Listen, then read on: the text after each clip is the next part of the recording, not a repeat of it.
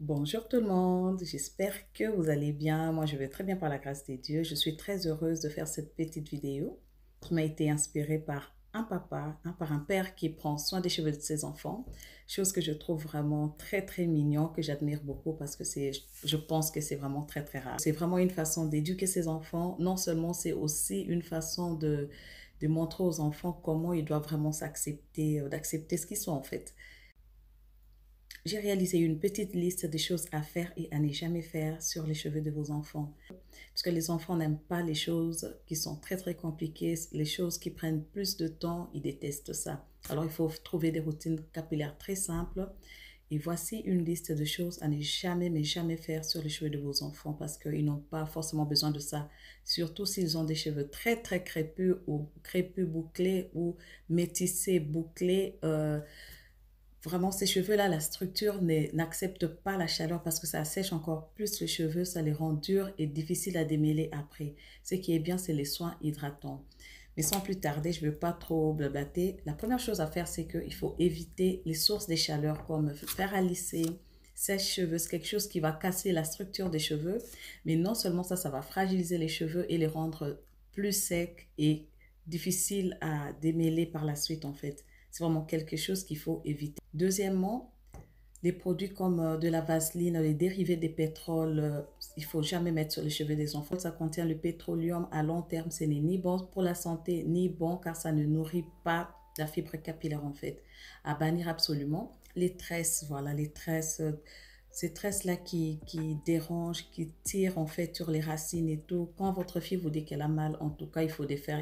Franchement, moi, je ne suis pas pour les tresses sur les cheveux des enfants. Je n'aime pas ça. Ou il faut faire quelque chose qui ne dérange pas. S'enterrer sur les racines, en fait. Les tresses, il faut faire très attention à surveiller, en fait. Je ne dis pas qu'il ne faut pas faire les tresses. Vous pouvez faire des tresses à vos enfants, mais à surveiller que ça ne tire pas et que les tempes soient vraiment dégagées. Parce qu'au fur et à mesure, on constate qu'il y a des filles de 14 ans qui n'ont plus de cheveux sur les tempes, hein, qui perdent facilement les cheveux. Quatrième chose, le défrisant à éviter absolument. Le défrisant, pour moi, c'est quelque chose qu'on devrait bannir en fait, parce que ça contient tout ce qui est mauvais pour la santé. Hein. Ça peut provoquer beaucoup de... J'ai parlé de ça sur ma chaîne YouTube. Je ne sais pas si vous n'avez pas eu la chance, vous pouvez aller voir la vidéo. Il y a beaucoup de gens qui parlent de ça, qui démontrent que le défrisant est vraiment toxique à long terme. Ça peut provoquer comment la puberté précoce chez certains enfants qui ont des règles plus tôt. Ça peut dérégler les hormones, provoquer des fibromes ou ces genres de choses à long terme. C'est quelque chose vraiment pour moi il faut bannir. Et je me demande même comment est-ce qu'on fait. On a été toutes victimes à un moment donné, mais chaque personne fait ce qu'elle veut en fait. Mais pour moi, les défrisants, évitez de grâce pas sur les cheveux de vos enfants, s'il vous plaît. Quand ils sont grands ou quand ils deviennent grandes, elles peuvent décider de ce qu'ils veulent faire dans leur vie, mais tant qu'ils sont sous votre autorité, le défrisant à bannir, s'il vous plaît. Les enfants n'ont pas besoin de tout ça, ils ne vous demandent rien, ils ont juste besoin d'être propres. Il y a des produits aujourd'hui qui peuvent apporter la souplesse, qui peuvent vraiment apporter une belle structure en fait, aux cheveux de vos enfants. Vous n'avez pas forcément besoin lisser, défriser, tout ça ne veut pas dire soigner les cheveux. Soigner les cheveux veut dire nourrir les cheveux avec des bons produits très adaptés. Dormir sans bonnet en satin ou un vraiment, mais vraiment, pour dormir, utiliser quelque chose pour maintenir l'hydratation et que pour que le lendemain, les cheveux puissent être souples, comme si c'était coiffé en fait. Je trouve que c'est très pratique. Et sixième chose à faire, c'est de ne jamais garder les tresses plus de 3 semaines, voire 1 mois, 2 mois, 3 mois. Ça, c'est à bannir parce que ça va encore rendre les cheveux secs et cassants. Et donc, comme ça, vous ne pouvez pas gagner en longueur, vous ne pouvez pas voir l'évolution dans votre routine capillaire. Ça, c'est vraiment les choses à bannir absolument. Septième chose, c'est d'utiliser les produits riches en sulfate, en silicone, en parabènes. Toutes les compositions chimiques, il faut oublier, il faut opter pour des produits naturels pour avoir une belle structure. Voici maintenant ce que vous devez faire absolument pour la bonne croissance des cheveux de vos enfants.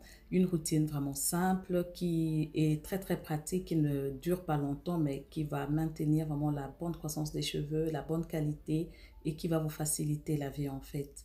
Donc, je vais mettre une liste de produits que vous pouvez lire dans la légende, en fait, tout simplement, si vous avez besoin de recherche. Par rapport à ce que vous devez faire, mais avant de vous donner la liste de produits, je vous propose vraiment de faire un test de porosité pour connaître l'état des cheveux de vos enfants, en fait, si ça va ou ce que vous devez vraiment régler le plus vite possible, mais aussi de déterminer quel type de cheveux ils ont. Donc, si vous voulez en savoir plus, vous n'avez qu'à me laisser un message. Voilà, je vais vous montrer une fiche qui vous permet vraiment de déterminer les cheveux de vos enfants, mais ce n'est pas très important. Ce qui est important pour les enfants, c'est de trouver un soin très facile à faire qui ne dure pas 1 heure, 2 heures, quelque chose de très pratique, mais qui marche super bien. Premièrement, un shampoing hydratant qui va vraiment faciliter le nettoyage, qui va préparer les cheveux à bien recevoir les démêlants, sans parabènes, et il faut bien lire la composition. On doit faire très attention à ce qu'on met sur les cheveux de nos enfants, même sur nous-mêmes, mais nos enfants encore plus, je pense, parce que tout ce qu'on trouve en grande surface est rempli des produits, mais très toxiques, qui agissent pas sur le moment, mais à long terme, en fait. Des produits parfois cancérigènes, il faut faire très attention. Donc, j'insiste, lisez bien la liste de marques que je veux mettre en légende pour déterminer ce que vous pouvez vraiment avoir besoin. À part ça, vous devez avoir besoin d'un démêlant, tout simplement, mais un produit qui démêle très bien. Pas spécialement besoin d'un masque. Et dans votre démêlant, vous pouvez rajouter ce que vous voulez pour l'utiliser comme masque plus tard. Ça, on en parlera peut-être une autre fois. Mais un démêlant, quelque chose qui démêle facilement les cheveux de vos enfants. Quand vous appliquez ces démêlants après votre shampoing, c'est à ce moment-là que vous devez commencer à démêler les cheveux de votre enfant. En fait, ça va faire déjà moins mal. Vous allez gagner en temps parce qu'après, vous n'allez plus avoir besoin de démêler les cheveux. Et juste après les démêlants, utilisez une serviette en microfibre ou une serviette en coton, qui essuie très bien, qui facilite vraiment qui va absorber facilement. Et tout de suite après, ce que vous pouvez faire, c'est de laisser sécher les cheveux à l'air libre sans problème. Quand ça devient vraiment pas mouillé mais humide, vous pouvez appliquer un lait capillaire qui hydrate très bien, qui va sceller l'hydratation. Si les cheveux de votre enfant est type bouclé, mais je veux dire bouclé, métissé en fait et lisse en même temps, vous pouvez juste mettre un lait capillaire et vous pouvez passer encore, voilà, passer vos doigts dedans ou passer une brosse qui démêle très bien, une brosse démêlante, et c'est fini en fait. Mais si les cheveux de votre enfant est vraiment crépus, genre je vais dire 4A, 4B ou 4C, vous pouvez utiliser un lait capillaire et ensuite sceller avec une huile en fait nourrissante. Et c'est fini en fait, c'est fini. Si votre enfant a une vie scolaire, je vais dire qu'elle sort, elle fait des activités, elle bouge un peu tous les jours, vous pouvez faire des twists, des vanilles, quelque chose qui va permettre de garder cette coiffure pendant toute la semaine. Comme ça, vous ne retouchez plus aux cheveux de votre enfant.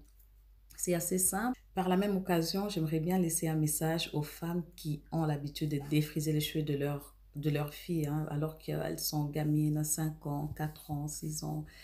Il faut vraiment arrêter ou essayer de vous informer pour connaître les conséquences sur cette pratique à long terme, en fait, sur la santé de vos enfants et aussi sur pas mal de choses, parce qu'aujourd'hui, on voit de plus en plus des filles qui ont des problèmes, mais des graves problèmes, voire même des santé. On ne se rend pas compte. Comme dans notre communauté, on aime bien les histoires des sorciers. On va dire non, elle est malade parce qu'elle a été envoûtée, mais parfois, c'est simplement les produits qu'on utilise quotidiennement. Et parfois, on a commencé très tôt à utiliser ces genres de produits qui nous donnent parfois de conséquences vraiment très compliquées à gérer. Il faut vraiment arrêter. Les enfants n'ont même pas besoin ils ne demandent pas ça. Je n'ai jamais entendu un enfant dire « Maman, défrise-moi les cheveux », mais on veut toujours faire des choses voilà, comme ça, selon ce que nous on veut, selon notre image ou selon... Il faut vraiment pas. Les défrisants, j'insiste, il ne faut. Mais jamais. J'allais oublier une chose, un vapeau, comme chez les coiffeurs, il faut toujours en avoir parce que ça aide beaucoup.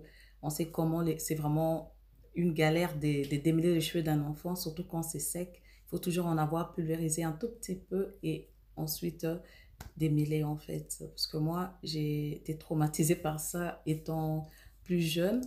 Parce qu'à chaque fois que quelqu'un touchait à mes cheveux, j'ai vraiment souffert. J'ai pleuré des fois parce que c'était compliqué. Mais soit disant que mes cheveux étaient durs, que c'était quelque chose.